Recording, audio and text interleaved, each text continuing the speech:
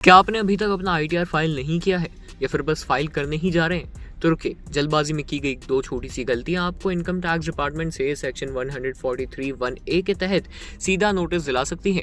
आखिर कौन सी हैं ये गलतियां, आइए जानते हैं। सबसे पहली बड़ी गलती है बैंक इंटरेस्ट को आईटीआर में दर्ज ना करना। ज्यादातर लोग ये मान लेते हैं कि अगर बैंक ने उनके एफडी या आरडी के ब्याज पर पहले से ही टीडीएस काट लिया है तो इसे आईटीआर में दिखाने की कोई जरूरत नहीं है, लेकिन ये बिल्कुल गलत सोच है।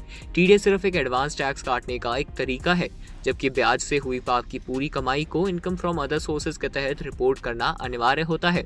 हालांकि सेक्शन 80 टीटीए के तहत 60 साल से कम उम्र वालों को 10,000 रुपए तक और सीनियर सिटीजन को सेक्शन 80 टीटीबी में 50,000 रुपए तक की छूट मिलती है। लेकिन छूट मिलने के बावजूद भी आईटीआर में जानकारी देना कानूनी रूप से जरूरी है, क्योंकि बैंक आपके ब्याज का पूरा हिसाब सीधे इनकम टैक्स डिपार्टमेंट को भेजते हैं और डाटा मिसमैच होने से नोटिस आ जाता है। दूसरी बड़ी गलती है शेयर्स या इक्विटी म्यूचुअल फंड से हुए लॉन्ग टर्म कैपिटल गेन यानी एलटीसीजी को छिपाना।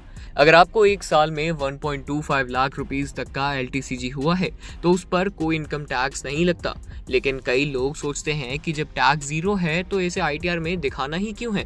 नियम ये कहता है कि टैक्स बने या ना बने, अपनी सेल वैल्यू, परचेज वैल्यू और होल्डिंग पीरियड की जानकारी देना बेहद जरूरी है। म्यूचुअल फंड कंपनीज और डिपॉजिटरीज आपकी हर ट्रांजैक्शन की रिपोर्ट विभाग को भेजती है, जो आपके एआईएस में साफ दिख जाता है। अगर आपके आईटीआर और एआईएस में अंतर मिलता है तो सिस्टम इसे तुरंत पकड़ लेता है। इसलिए आईटीआर सबमिट करने से पहले हमेशा अपना एआईएस, फॉर्म 16AS और टीआईएस का आपस में मिलान जरूर कर लें। अगर एआईएस में कोई गलत एंट्री दिखे तो पोर्टल पर ऑनलाइन फीडबैक देकर उसे जरूर सही करें और हमेशा इनकम टैक्स के ऑफिशियल पोर्टल का ही इस्तेमाल करें। अंतिम समय की जल्दबाजी में कोई जानकारी ना छोड़ें। सही रिपोर्टिंग आपको नोटिस से बचाएगी और आपका रिफंड भी बिना किसी रुकावट के जल्द दिलवा सकेगी।